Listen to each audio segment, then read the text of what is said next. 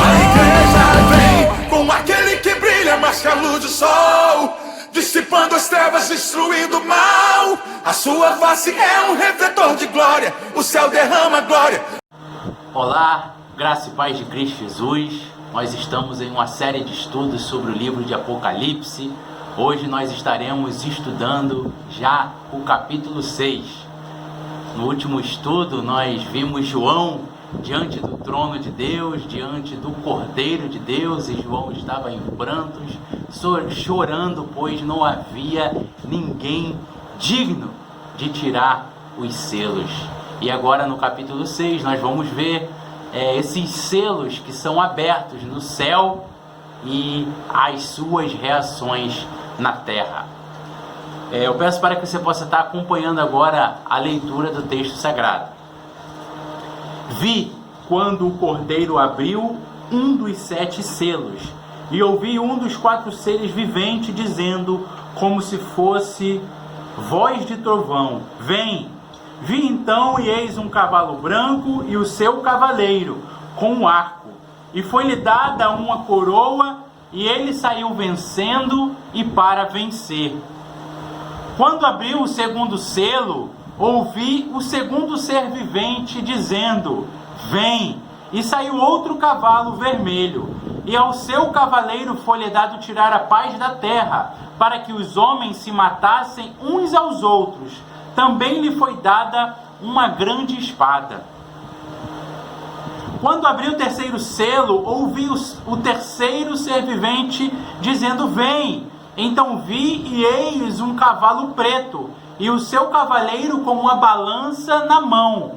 E ouvi uma como que voz no meio dos 4 seres viventes dizendo, uma medida de trigo por 1 denário, 3 medidas de cevada por 1 denário, e não danifiques o azeite e o vinho. Quando o Cordeiro abriu o 4º selo, ouvi a voz do 4º ser vivente dizendo, vem! E olhei, e eis um cavalo amarelo ou baio. E o seu cavaleiro, sendo este chamado Morte, e o inferno o estava seguindo, e foi-lhe dada autoridade sobre a 4ª parte da terra, para matar a espada pela fome, com a mortandade, por meio de feras da terra. Quando ele abriu o 5º selo, vi debaixo do altar as almas daqueles que tinham sido mortos por causa da palavra de Deus e por causa do testemunho que sustentavam. Clamaram em grande voz, dizendo, até quando, ó soberano Senhor, santo e verdadeiro, não julgas nem vingas o nosso sangue dos que habitavam sobre a terra? Então a cada um deles foi dada uma vestidura branca, e lhes disseram que repousasse ainda por pouco tempo, até que também se completasse o número dos seus conservos e seus irmãos que iam ser mortos, como igualmente eles foram. Vi quando o Cordeiro abriu o 6º selo, e sobreveio grande terremoto. O céu se tornou negro, como um saco de crina, a lua toda como sangue. As estrelas do céu caíram pela terra, como a figueira quando abalada por vento forte deixa cair os figos verdes.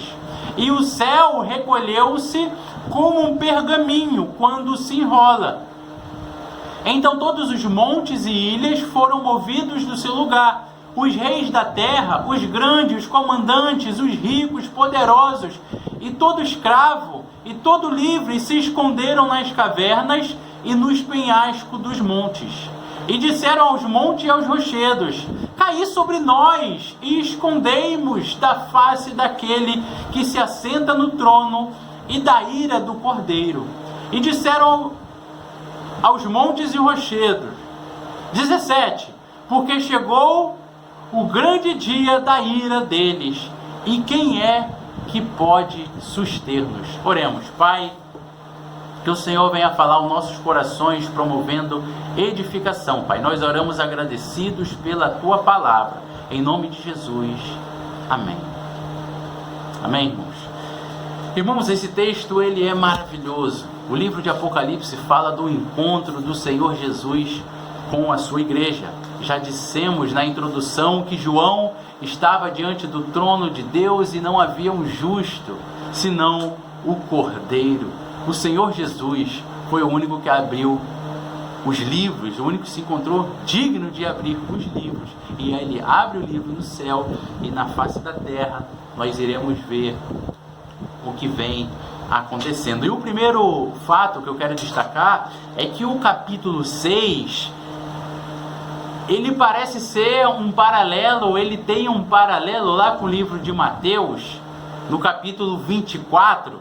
Eu peço para os irmãos que estão com suas Bíblias abrirem, para nós fazermos uma comparação, porque esse texto aqui de Mateus é como se fosse o paralelo. Olha só, o versículo 4 diz assim: e ele lhes respondeu: vede que ninguém vos engane, porque virão muitos em meu nome dizendo, eu sou de Cristo, e enganarão a muitos. E certamente ouvireis falar de guerra e rumores de guerra. Vede, não vos assusteis, porque é necessário assim acontecer, mas ainda não é o fim. Então, irmãos, ainda não é o fim. Esse daqui não é o fim do mundo, se assim podemos falar. Ainda não é a volta de Jesus, mas nós vemos guerra. Nós vemos acontecer guerra quando está próximo desse fim. O versículo 7, nós vamos ver fome. Porque se levantará nação contra nação, reino contra reino, haverá fomes e terremotos em vários lugares. Porém, tudo isto é o princípio das dores. Olha o versículo 9. Então sereis atribulados e vos matarão, sereis odiados de todas as nações por causa do meu nome. Nesse tempo muitos hão de escandalizar, trair e odiar uns aos outros. Levantar-se-ão muitos falsos profetas e enganarão a muitos. O crente, ele sempre passou por perseguições. E aqui são as perseguições que nós vemos nesse paralelo lá de Apocalipse, capítulo 6. Olha só o versículo 29. Logo em seguida, a tribulação daqueles dias, o sol escurecerá, a lua não dará a sua claridade, as estrelas cairão do firmamento e os poderes dos céus serão abalados. Nós vemos o mundo, a criação sendo abalada. E aí sim a segunda vinda, aí sim a volta do Senhor Jesus para buscar a sua igreja, os remanescentes fiéis. Versículo 30. Então aparecerá do céu o sinal do Filho do Homem.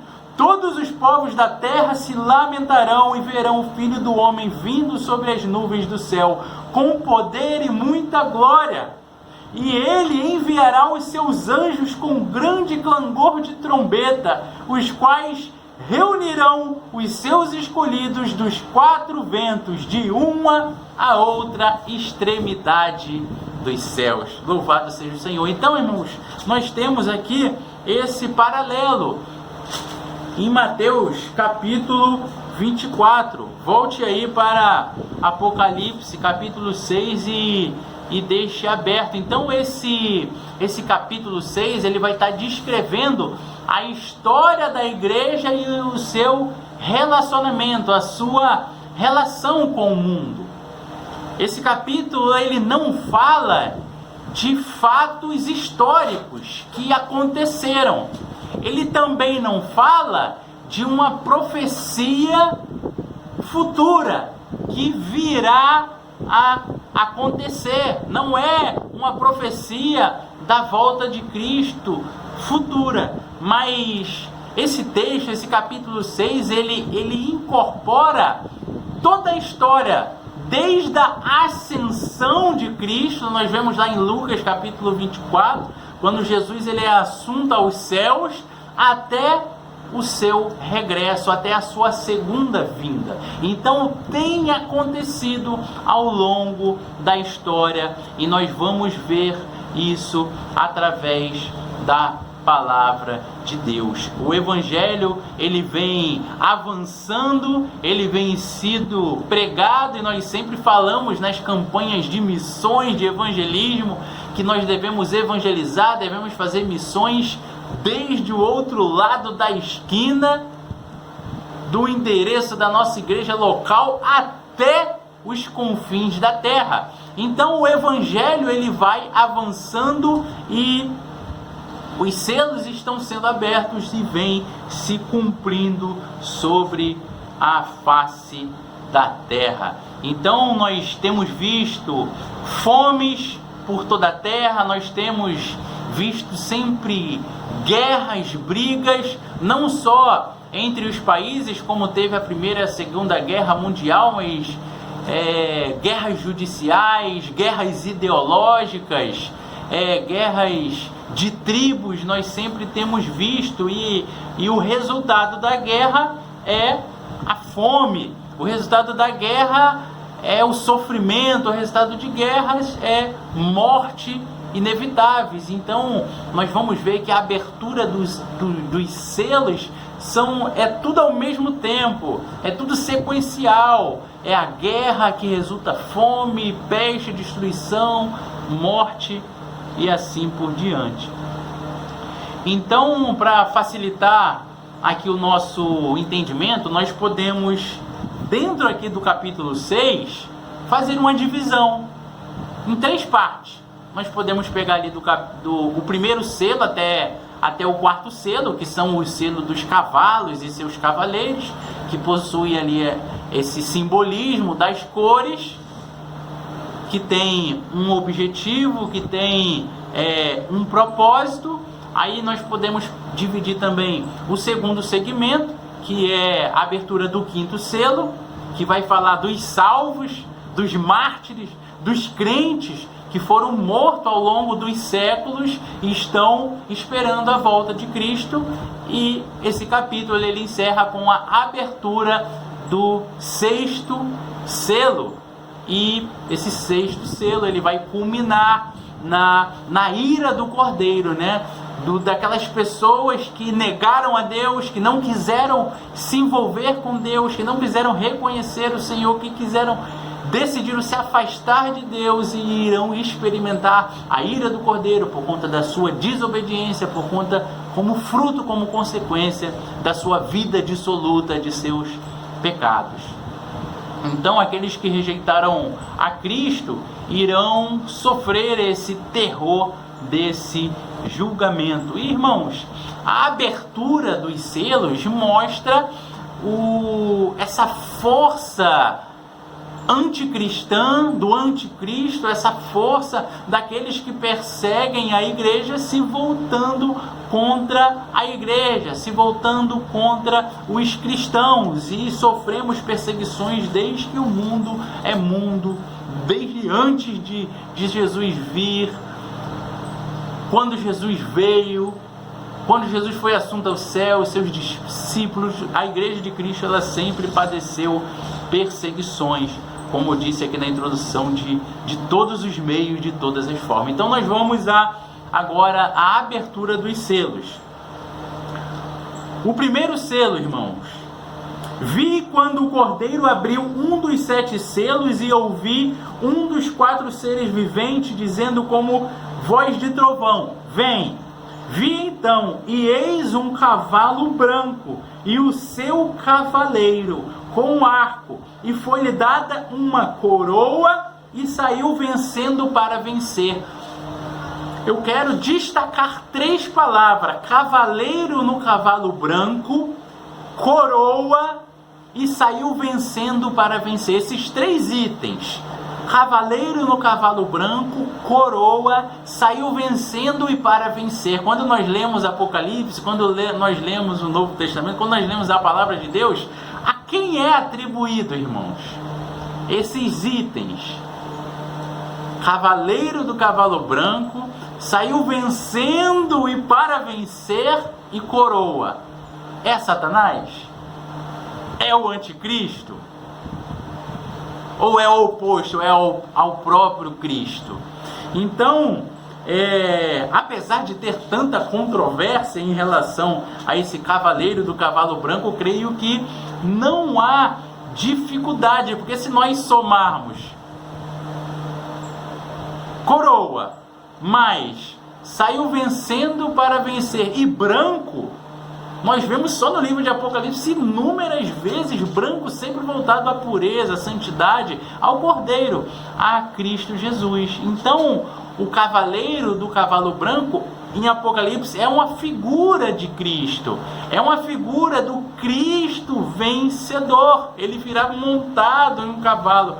Então, é a figura do Cristo vencedor. Aí os indícios, que são muito importantes, branco, né?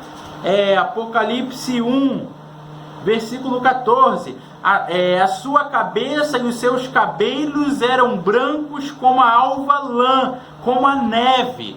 Nós vemos sempre a palavra de Deus se referindo ao Senhor Jesus Cristo, o branco. Vamos lá no capítulo 14.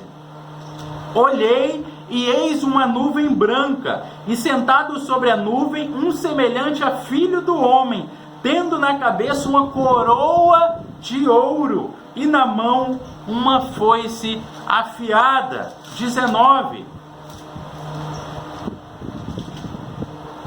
Vi o céu aberto, e eis um cavalo branco. O seu cavaleiro se chama Fiel, com F maiúsculo, e verdadeiro, com V maiúsculo, Jesus Cristo, e julga e peleja com justiça.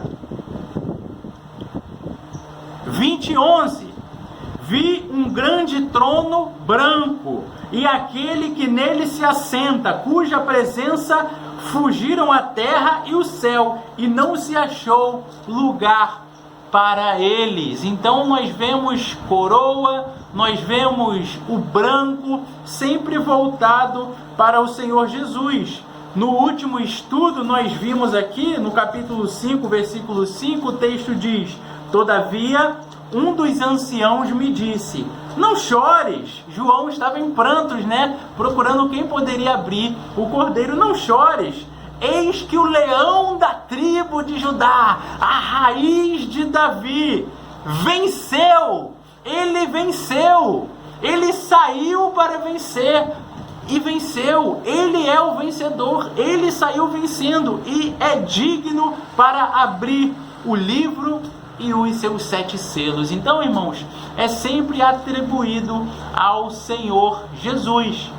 E um teólogo chamado William Hendrickson, ele interpreta o cavaleiro do cavalo branco como o Senhor Jesus Cristo, e eu sigo a linha dele, apesar de terem outros teólogos que creem, por exemplo, como eu disse, que seja Satanás, que seja o anticristo. Então William Hendrickson, ele vem defender o entendimento que ele teve da palavra de Deus, e ele coloca 4 pontos. Eu quero ler para os irmãos esses pontos. Primeiro, sempre que Cristo aparece, Satanás se agita, e assim as provas para os filhos de Deus são iminentes. Ou seja, os cavalos preto, vermelho e o amarelo. Ou seja, sempre quando o evangelho é pregado, o povo de Deus passa por perseguições, porque nesse primeiro cavalo nós não vemos morte, nós não vemos destruição, nós só vemos bem-aventuranças.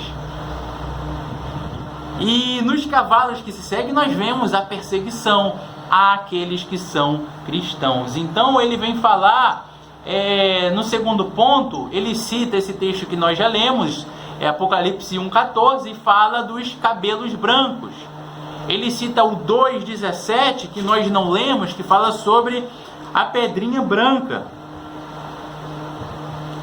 Quem tem ouvidos, ouça o que o Espírito diz às igrejas. Ao vencedor dar-lhe-ei do maná escondido, bem como lhe darei uma pedrinha branca, e sobre essa pedrinha escrita um novo nome, o qual ninguém conhece, exceto aquele que não recebe. Se você não sabe o que é essa pedrinha branca, entra aí na playlist, no canal da congregação, nós já estudamos essa parte, então nós não iremos entrar nesse detalhe agora.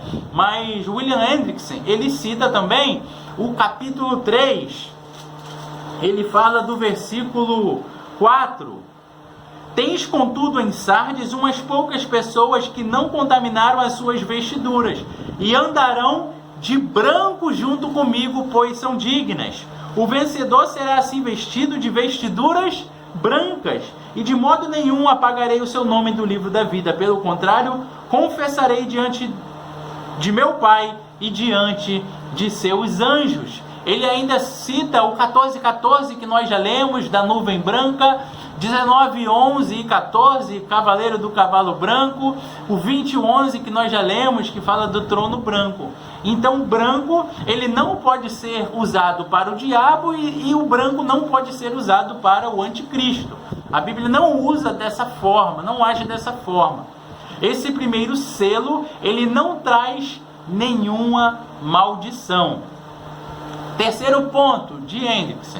Esse texto está de acordo com o texto paralelo de Apocalipse 19, 11 ao 16, onde a descrição é incontroversa. Eu já li um pedacinho, mas eu vou ler novamente, porque eu não li ele completo. O 19, a partir do versículo 11.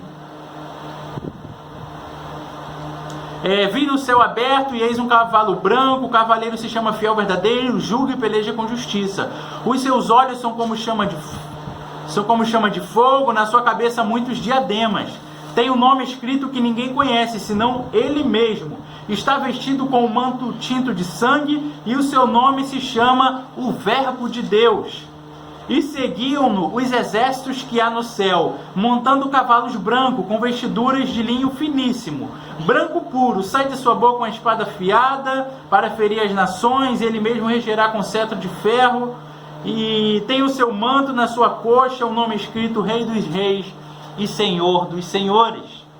Então, irmãos, o quarto ponto diz que esse texto está de acordo com o tema geral do livro, que é a vitória de Cristo. Ele é o leão de Judá, ele é a raiz de Davi, Apocalipse 5:5, que nós também já lemos aqui. Então ele possui uma diadema na cabeça, né? A coroa que normalmente era usada por governantes. Esse foi o texto que nós vimos do capítulo 19, versículo 12. Então, nós já entendemos, já compreendemos aqui, já expusemos e tivemos essa compreensão que o primeiro selo é o Senhor Jesus. E aí começa o segundo selo e as perseguições. Então o segundo selo é aberto. O cavaleiro vermelho, ele representa a perseguição à igreja ao longo dos séculos. Versículo 3. Quando abriu o segundo selo, ouvi o segundo ser vivente dizendo: vem. E saiu outro cavalo vermelho, e ao seu cavaleiro foi-lhe dado tirar a paz da terra, para que os homens se matassem uns aos outros. Também lhe foi dada uma grande espada. Então, irmão, nós vemos que o cavalo vermelho, ele representa guerras, ele representa perseguição, conflito, levando o cristão até a morte. Então, o povo de Deus, ele sempre foi perseguido. Os judeus sempre perseguiram os cristãos. Os romanos, eles sempre perseguiram os cristãos. Lembram da Inquisição? Lembram da perseguição pré-reforma? Um Jerônimo Savonarola, Martinho Lutero, os reformadores, os pós-reformadores, o quanto que foram perseguidos, os discípulos, as mortes tão trágicas, tão absurdas que tiveram pelo simples fato de pregarem Jesus Cristo. o Senhor, o Rei, morto e ressuscitado, o único que tem poder para ligar o céu e a terra. Então, irmãos, nós vimos também várias facetas da humanidade, como o nazismo, o fascismo, o comunismo, que até os dias de hoje, através de ideologias, perseguem e matam ao redor do mundo os crentes. Não vê a Coreia do Norte? O que faz com os cristãos? Adoram um ditador, constrói uma estátua de um ditador onde todos em determinada hora têm que se dobrar e adorar um homem, um ser humano. Não vê a China, o tanto que perseguem os cristãos. Há pouco tempo agora estavam criaram uma lei para remover todas as cruzes das igrejas católicas. Sempre perseguiam e perseguem os cristãos. Não vê os países islâmicos, o tanto que nossos irmãos em Cristo, os cristãos secretos, o perrengue que eles passam por estar pregando o Evangelho. Então, irmãos, a paz, ela foi tirada da terra. Os homens, eles matam uns aos outros. Foi isso que nós lemos aqui quando o segundo selo ele foi aberto. E repito, desde a ascensão de Cristo até os dias de hoje, nós vemos isso constantemente em nossa realidade. Então não há paz alguma sobre a terra, pois o príncipe da paz foi rejeitado. Quando rejeitaram o príncipe da paz, Jesus Cristo, o homem, ele atrai sobre si a guerra. Ele não quer paz, logo ele tem a espada para a sua própria morte. E o homem, ele faz guerra em nome da paz. Olha como é tão contraditório, como é tão absurdo, como o homem pecador, ele se corrompe, ele se mutila, ele se mata, ele se destrói quando está longe de Cristo Jesus. Então esse cavalo vermelho, ele descreve um espírito de guerra.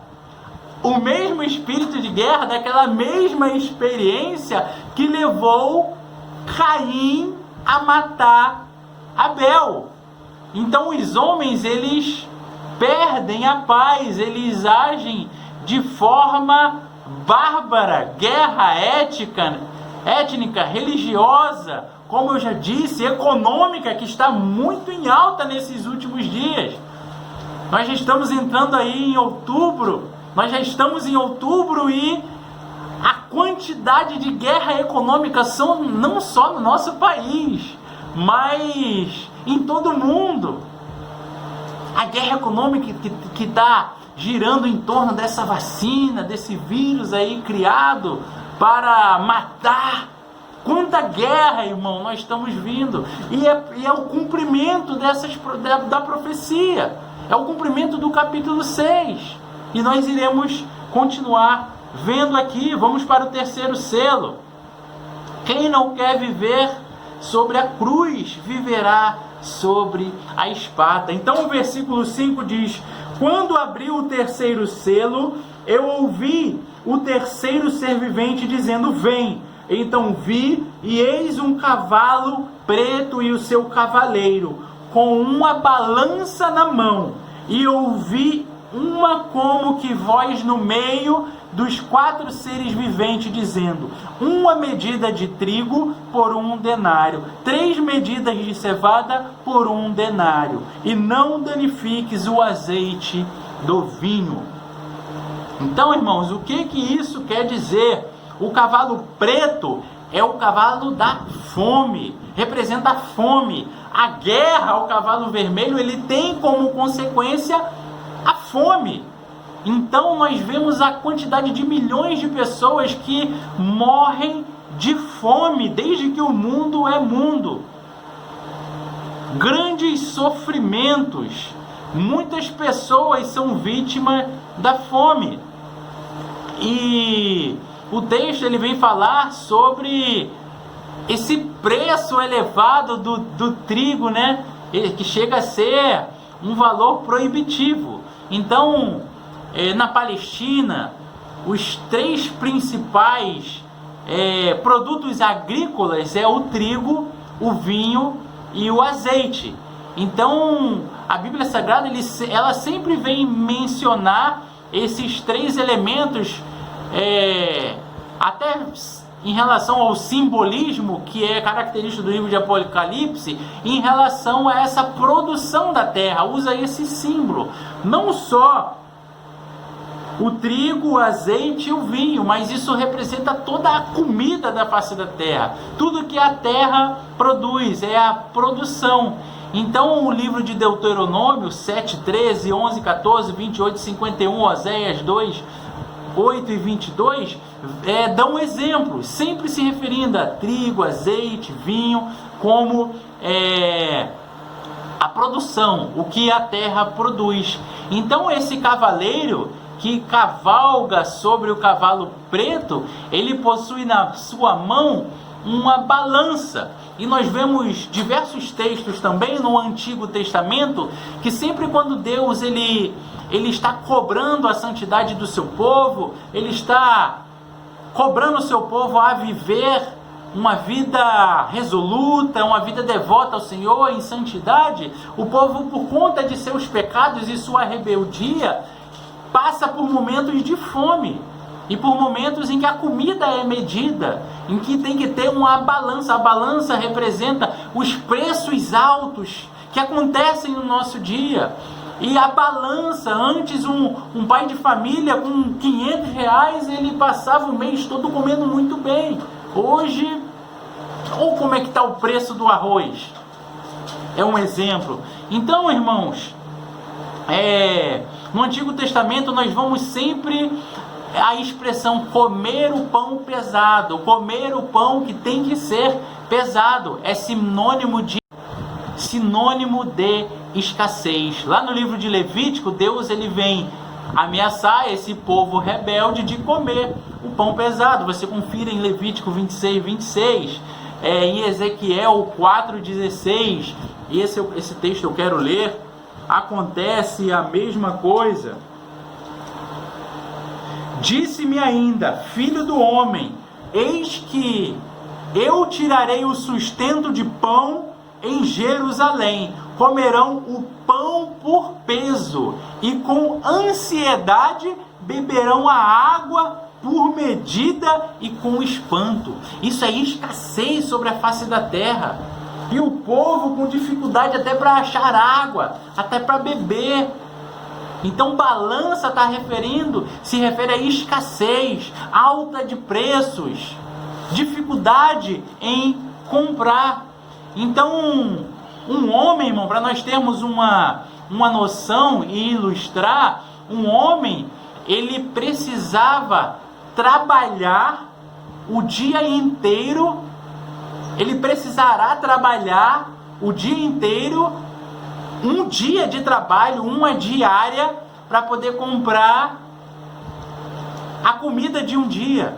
Uma porção de trigo, o texto diz, uma medida de trigo por um denário. Algo que nos tempos bíblicos do Antigo Testamento, com um denário, comprava-se a medida de 12 porções de trigo. Ou seja, alimento para 12 dias dentro de um mês, para ficar mais fácil para nós entendermos. Então, o homem ia para o campo, ele trabalhava, e com o suor de um dia de trabalho, ele recebia um valor monetário que iria sustentá-lo e seus filhos, sua esposa, seus familiares, durante 12 dias. Ele tinha alimento garantido para 12 dias. E quando esse selo foi aberto, nós vemos as altas no preço, e o homem ele tem que trabalhar, e aquela porção que ele comprava para 12 dias, um dia de trabalho para 12, ele trabalha para comer só naquele dia. Uma porção de trigo só, uma medida de trigo por um denário. Com um denário ele conseguia comprar a porção, o alimento de 12 dias. E agora ele só consegue comprar para um dia. Então ele vai ter que alimentar a sua família com cevada. Cevada era um cereal que era usado para alimentar animais. Então, essa crise por conta da guerra, a fome que avança, essa pode não ser a minha realidade, mas é a realidade de muitos, inclusive brasileiros. Se nós pegarmos o continente africano, então, o que tem de gente morrendo de fome, se nós formos colocar aqui os dados de fome no mundo, são absurdos, irmão. Muitas coisas nós não vemos com nossos olhos. Mas o que tem de gente sofrendo por conta de seus pecados, porque negam a Cristo crucificado, porque não entregam a sua vida a Jesus, sofrem pela consequência de políticos que administram mal, e o texto diz que quando os líderes administram mal, o povo sofre, o povo geme. Por isso que nós temos que estar sempre orando pelas nossas autoridades. Então, irmãos, quando esse selo é aberto, ele diz 3 medidas de cevada por 1 denário. 1 denário eu comprava 12 porções, comida para 12 dias. Agora eu consigo comprar só 3 porções de cevada. Eu vou ter que comer comida de animal. A comida que era o trigo, agora eu vou ter que comer a cevada. E essa cevada, irmãos, com 1 denário, eu conseguia comprar algo proporcional a em torno de 36 porções. Eu tinha um pouco mais de 1 mês para poder estar alimentando os animais. Mas a fome sobre a terra tem sido tão grande que o próprio homem tem que comer a comida dos animais. Mas algo muito interessante que nós vemos, irmãos, essa terceira parte desse versículo 6: e não danifiques o azeite e o vinho. Tem irmãos que acompanham o canal aí que são de outros países, mas aqui no nosso país, no Brasil, em governos passados, nós vimos o nosso país em crise e os políticos se reunindo para aumentar os seus salários. O salário mínimo, tinha até uma vinheta aí que o salário mínimo só diminuindo, pequeno, a inflação engolindo e os políticos se reunindo para legislar, para aumentar os seus salários. É sobre isso que o texto está falando. Não danifique o azeite e o vinho. No mesmo lugar, no mesmo espaço, tem pessoas que se humilham, comendo comida de porcos, comendo comida de animais, passando fome, mas existem pessoas no mesmo lugar que são ricos, que aumentam seus salários, que comem e bebem de forma fina, que não passam fome. O azeite e o vinho descrevem essa vida regalada, essa vida que não é danificada. Então, os ricos, eles sempre vão buscar uma forma de garantir o seu luxo. Os mega empresários ficando cada vez mais prósperos, mais fartos, e a população, o povo padecendo, sofrendo, a população vem passando fome. Então, irmão, nós vemos no mesmo mundo luxo, poder, enriquecimento, pobreza, fome, desigualdade. Então é isso o simbolismo desse terceiro cavalo. E agora nós vamos para o cavalo amarelo, o cavalo da morte. É o quarto selo que é aberto a partir do versículo 7. Quando o cordeiro abriu o quarto selo, ouvi a voz do quarto ser vivente dizendo: vem. E olhei, e eis um cavalo amarelo. Irmãos, eu dei uma pesquisada no original do texto grego desse amarelo. Lógico, quando foi traduzido para o amarelo, a cor mais parecida seria o amarelo, mas essa cor aqui é o baio. O baio, a cor baio, ele não é nem amarelo, nem marrom, nem branco, nem cor de pele, nem laranja. É como se fosse uma mistura de todas elas. Se minha esposa tivesse aqui a pedir o auxílio dela, que ela é artista plástica, entende de cor, é pintora, para estar explicando o que é essa cor baia. A cor baia, irmão, não sei se você já foi no necrotério, ou se você assistiu algum filme em que você viu algum defunto, algum morto. É a cor da pele daquele defunto. É a cor da palidez da morte.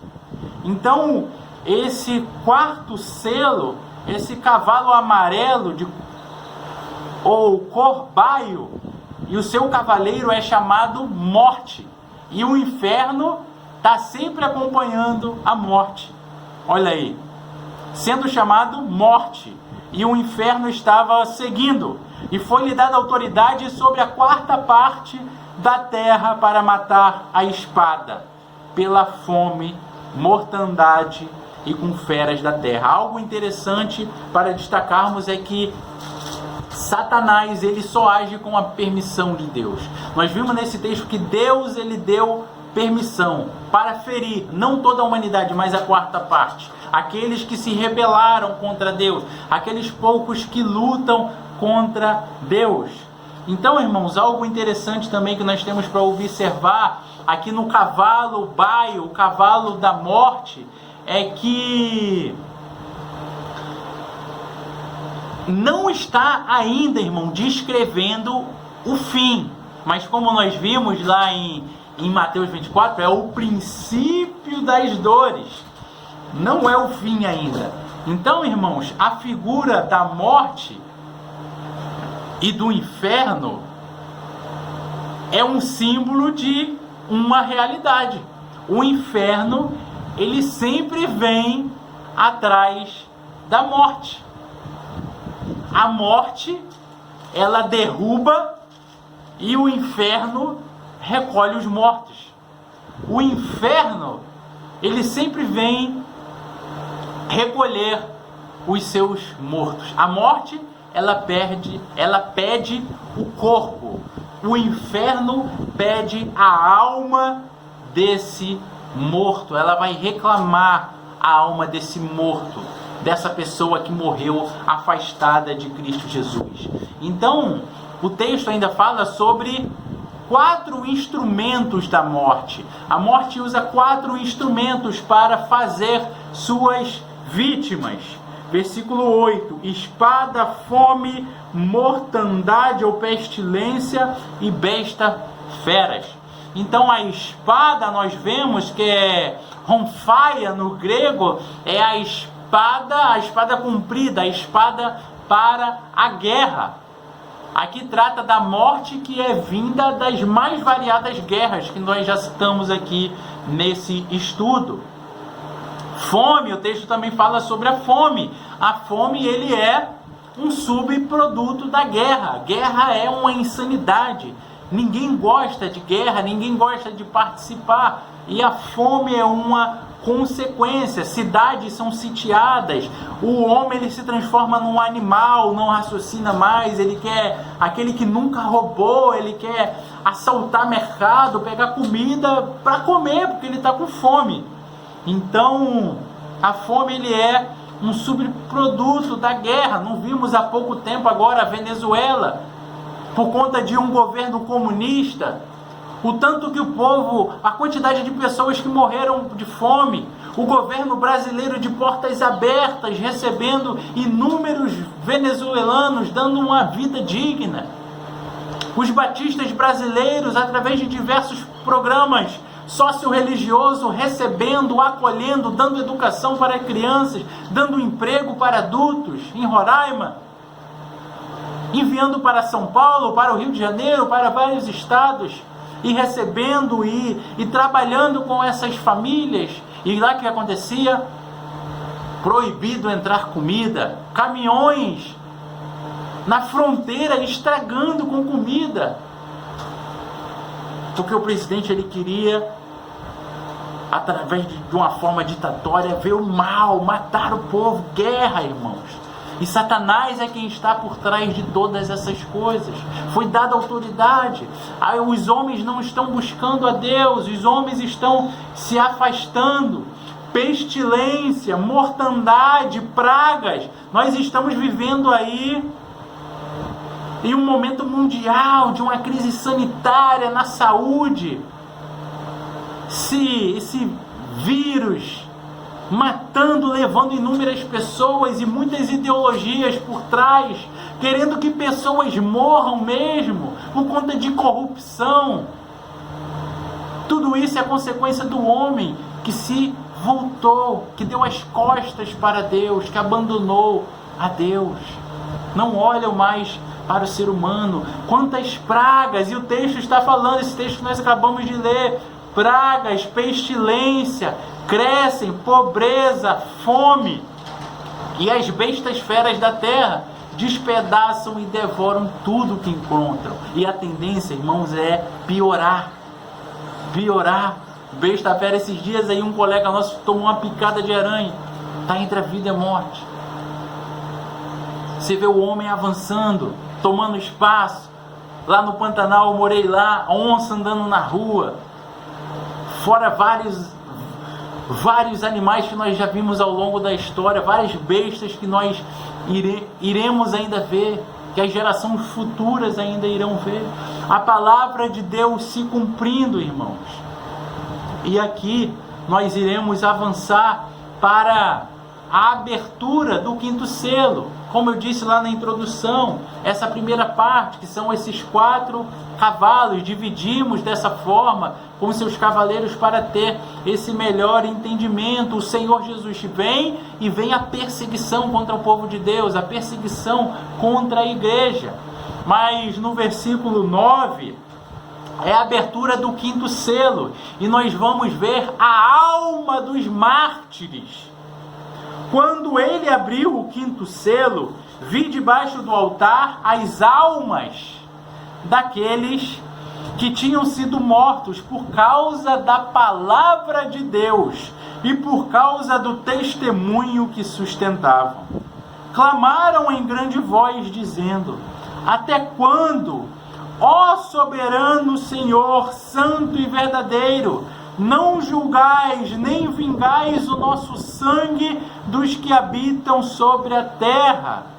Então a cada um deles foi dada uma vestidura branca. Primeiro, irmãos, houve a vindicação pela justiça de Deus que viesse se cumprir. E após receberam uma vestidura branca, e lhes disseram que repousassem ainda por pouco tempo, até que também se completasse o número dos seus conservos e seus irmãos que iam ser mortos, como igualmente eles foram. Louvado seja o Senhor, irmão. As visões, irmãos, do quinto selo propiciam respostas para nós, para os homens, né? 2 grandes respostas. O que aconteceu com os crentes que morreram? O que aconteceu com os crentes do Antigo Testamento? O que aconteceu com os crentes do Novo Testamento? Com nós que estamos no Novo Testamento? Com os que morreram? O que aconteceu? Então esse quinto selo, ele fala da alma dos mártires, daqueles que morreram com a fé, olhando para o Redentor, olhando para o Deus Salvador. E por que está sendo adiada a vitória final de Deus? Porque Deus está adiando tanto. Então, irmãos, entre os judeus existia uma crença popular em que debaixo do trono de Deus existia um lugar aonde as almas, os mártires ali ficavam. E João, ele tem essa visão, e ele vê que o povo de Deus está diante do Senhor, está no céu. O povo de Deus está no céu. Aquele que foi fiel a Deus, aquele que foi fiel à sua palavra, é isso que o texto diz.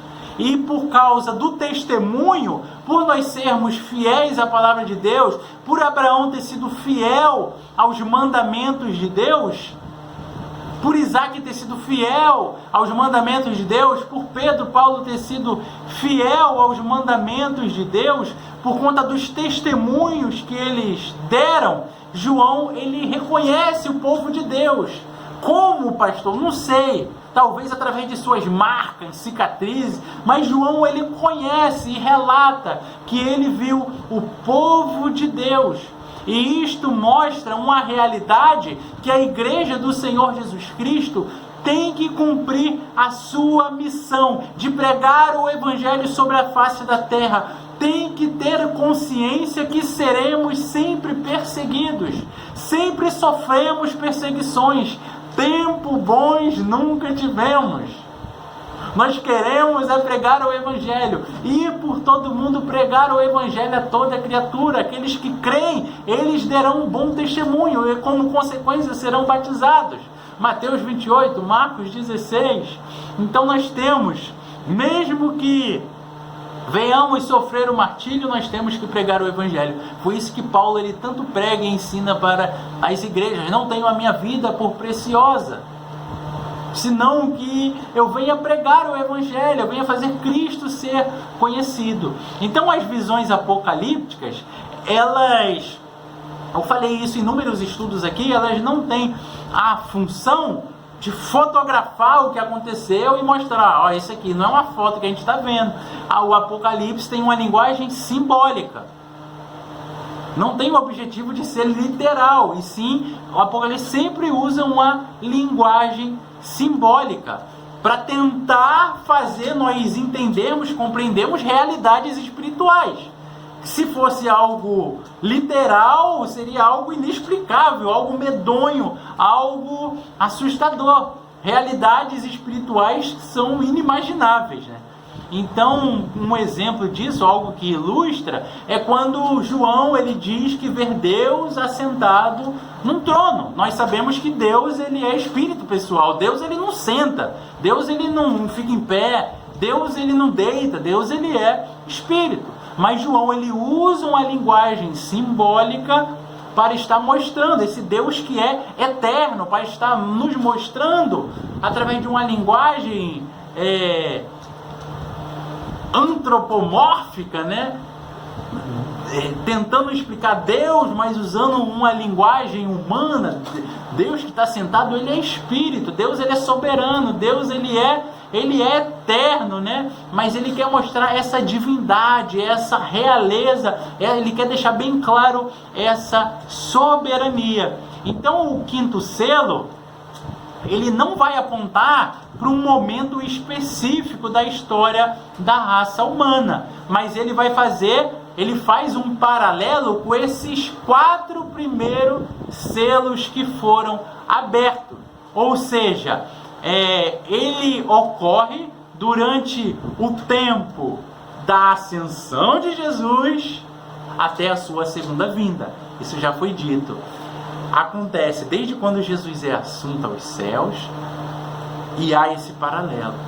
Então, o povo de Deus que já foi morto, que morreu em Cristo, eles estão pedindo: até quando, Senhor? Até quando? O Senhor não julga logo a terra? Até quando? Até quando? Eles estão glorificados, mas não como Jesus, porque o Senhor ainda não voltou. Estão em perfeita paz, mas eles querem não vingança, mas justiça divina. Eles estão vindicando aquilo que o Senhor sempre prometeu em sua palavra, a justiça. Então, quanto mais severa se torna a perseguição contra os cristãos, mais urgente os santos no céu clamam a Deus para julgar os habitantes na terra e assim o seu sangue não ter sido em vão, né? Deus fazer justiça, né? Vingar, mas no sentido de vindicar a justiça divina. Então nós vemos no 11 que foram vestidos de vestiduras brancas e repousaram. Repousaram não é estado de dormência, não estão dormindo, mas estão em paz. Repousaram da dor, repousaram de doenças, repousaram de câncer, repousaram de perseguição, estão alegres, felizes, no céu com o Senhor. E por pouco tempo, até que também se complete o número dos seus conservos e seus irmãos que iam ser mortos, como igualmente eles foram. Qual o número, pastor? Ninguém sabe. O Evangelho, porque sabemos que o Evangelho tem que ser pregado a toda criatura, até os confins da terra. Enquanto todos não ouvirem falar do amor de Cristo, o Senhor não voltará. Mas o capítulo 7, o versículo 9 diz: depois destas coisas, vi e eis grande multidão, que ninguém podia enumerar, de todas as nações, tribos, povos e línguas, em pé diante do trono e diante do Cordeiro, vestido de vestiduras brancas, com palmas nas mãos. Então, irmãos, milhares e milhares, grandes multidões, que ninguém podia enumerar, de nações, tribos, povos, línguas, raças, diante de Deus. Então, irmãos, até completar esse número, até todos ouvirem falar do Senhor, todas as línguas, todos os povos, o Senhor, Ele virá para voltar, para buscar a sua igreja. E agora, irmão, nós chegamos no 6º selo, versículo 12 a 17. Terceira parte, nós vamos ver o fim dos tempos. O que irá acontecer com esses que negaram a Jesus, que não se entregaram a Jesus? No 5º selo nós vemos o povo de Deus ansiando: Deus, Jesus, cumpre logo a sua justiça divina, cumpre o sangue dos mártires. E agora no 6, aqueles que abandonaram o Senhor. Vi quando o Cordeiro abriu o 6º selo, e sobreveio grande terremoto. O sol se tornou negro, como saco de crina, a lua toda como sangue, as estrelas do céu caíram pela terra, como a figueira quando abalada pelo vento forte deixa cair os seus figos verdes. E o céu recolheu-se como um grande pergaminho quando se enrola. Então todos os montes e ilhas foram movidos de seu lugar. Os reis da terra, os grandes, os comandantes, os ricos, poderosos, escravos e livres, se esconderam nas cavernas e penhascos dos montes e disseram: montes, rochedo, caiam sobre nós, nos escondam da face daquele que se assenta no trono, a ira do Cordeiro, porque chegou o grande dia da ira deles. E quem irá nos defender? Quem irá nos sustentar? Quem irá nos suster? Irmão, João, ele vem descrever o dia do juízo. Agora sim é o dia do juízo, não o princípio das dores, mas o dia do juízo, quando os incrédulos, aqueles que racionalmente decidiram não crer em Cristo ou abandonaram a sua fé, irão experimentar como consequência, como aquilo que plantaram, semearam, como reação à sua ação. Olha, Newton, a ira de Deus e do Cordeiro. Então o 6º selo introduz o dia do juízo. Este é um quadro simbólico de terror no dia do juízo, que significa que o universo será abalado. Então, o primeiro elemento que João vem mencionar é um terremoto, um grande terremoto. Esse texto foi escrito primeiramente para a igreja do século I, que conhecia muito bem os terremotos. A igreja de Sardes ela foi destruída por terremotos. Filadélfia sofria por grandes terremotos. Laodiceia, os irmãos que estão acompanhando aí no canal os estudos, o pastor falou sobre os terremotos e o quanto essa cidade, os habitantes perderam seus bens, casa, o quanto que sofreram, enfim. Então, o sol, ele vem ser, o texto diz que ele é eclipsado. A lua adquire uma cor avermelhada. As estrelas, elas despencam do céu. Então, acontece aqui uma sequência de decomposição da criação. O céu, ele desaparece. O texto diz que o firmamento, ele se recolheu como um pergaminho. João usa essa ilustração, essa figura. Então, irmãos, sol, lua, estrela, céu, monte e ilha. 6. Número do homem, né? Nós vemos tudo aquilo que o homem considerava como firme, agora está sendo abalado. A antiga criação está sendo desintegrada. Assim como os 6 elementos que nós vemos, que nós acabamos de ver, nós vamos ver também 6 classes de homens que agora se desesperam. Nós vemos no 15 os reis da terra, os poderosos, os grandes comandantes, os ricos, os poderosos, os escravos e os livres. Dentro de todos esses povos tem crente e não crente. Os não crentes tentam se esconder dentro de cavernas, dentro de penhasco, mas no dia do juízo ninguém poderá se esconder. Não adianta entrar em caverna. Deus, ele é onisciente. Lembra que Deus é onisciente? Você não sabia? Deus, ele é onisciente.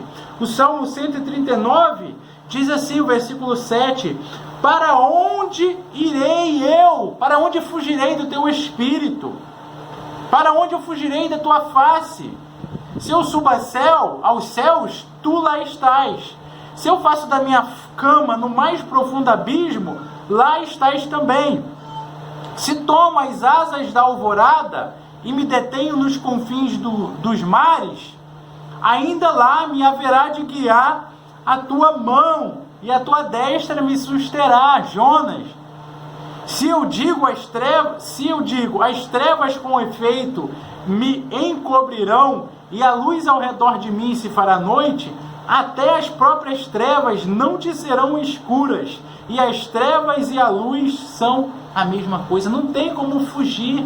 Deus, ele possui um atributo que é dele.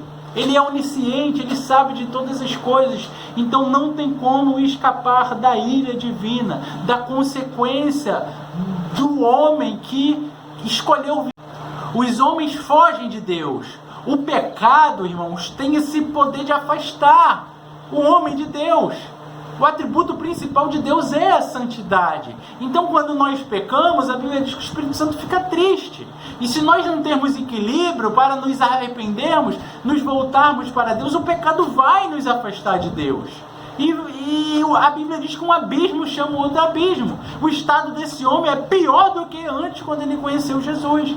Por isso que nós temos que sempre nos arrepender verdadeiramente e voltarmos para o Senhor, porque no dia do juízo ninguém vai poder escapar, nem a morte vai poder nos ajudar. Nós lemos aqui que vai ter pessoa que vai querer morrer e não vai conseguir morrer. Vai pedir a morte, mas a morte vai fugir, porque a morte já não tem mais poder. O Senhor é o dono da morte.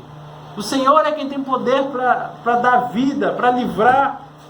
Olha esse texto que nós lemos, que é algo extraordinário.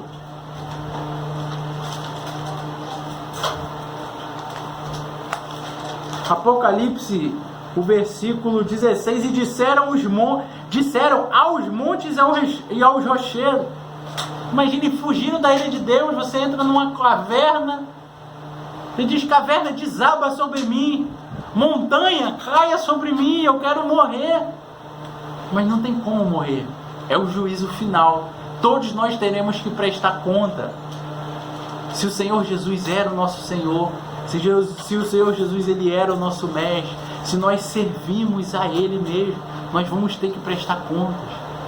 Não tem para onde correr, não tem para onde fugir. E o último versículo, o versículo 17, ele é uma pergunta retórica. É para você refletir, é para nós concluirmos este estudo. Ele tem uma resposta implícita nessa pergunta. Vamos ler, irmãos? Por que chegou o grande dia da ira deles? E quem é que pode suster-se? Chegou o grande dia da ira do Cordeiro, do juízo final. E quem é que pode suster-se? Irmãos, existe uma resposta. Quem é que pode se sustentar? Quem é que pode estar de pé? Sabe quem pode estar de pé? A multidão inumerável, que nós lemos aqui no versículo 9 do 7. Depois dessas coisas,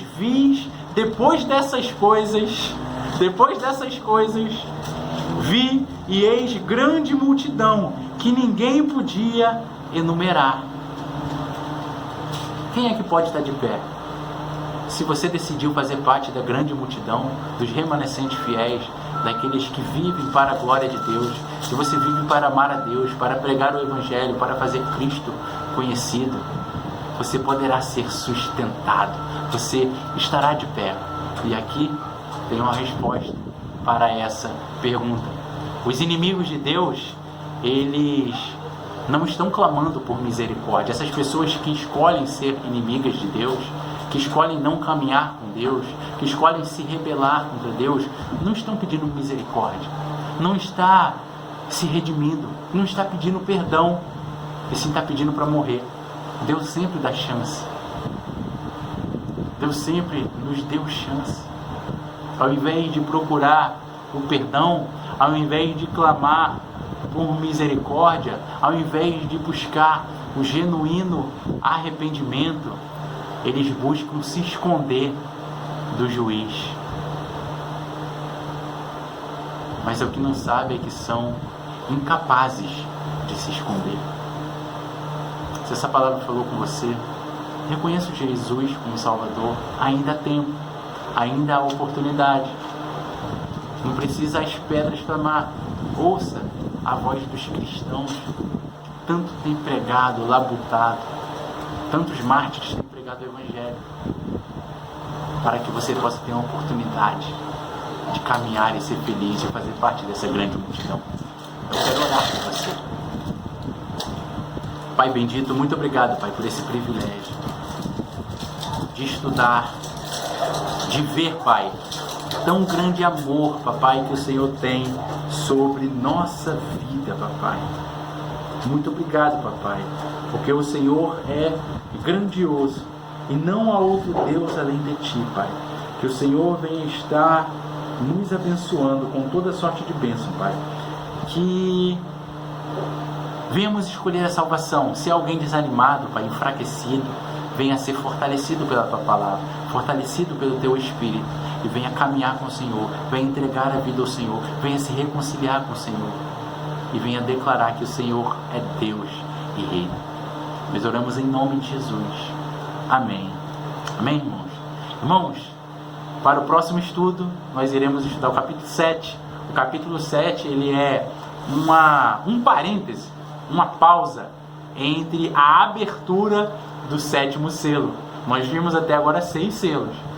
Ainda tem o 7 selo. O 7º selo, lembra? Então o capítulo 7 é essa pausa para essa abertura e depois vem a abertura do 7º selo. Que Deus te abençoe, que Deus abençoe a sua família. Até mais.